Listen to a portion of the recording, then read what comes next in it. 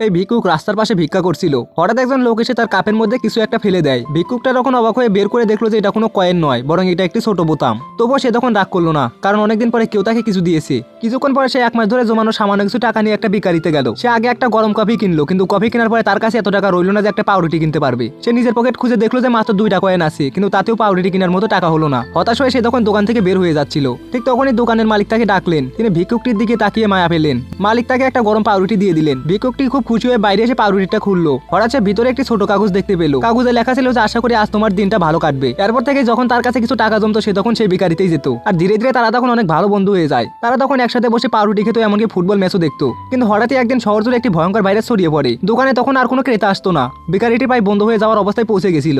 একদিন মালিক দোকানের বাকি সব পাউরুটি ভিক্ষুককে দিয়ে দিলেন। সে তখন সব পাউরুটি নিজের বন্ধুদের মধ্যে ভাগ করে দিল এবং ভাবতে লাগলো যে কিভাবে সে তার বন্ধুকে সাহায্য করতে পারে। সেদিন রাতে দোকানের মালিক যখন দোকান বন্ধ করতে যাচ্ছিল, হঠাৎই কেউ দরজায় হাত রাখলো। তিনি তাকিয়ে দেখলেন যে সামনে দাঁড়িয়ে আছে সেই ভিক্ষুক তার সব বন্ধুদেরকে নিয়ে। তারা সবাই তখন দোকানে খেতে এসেছে।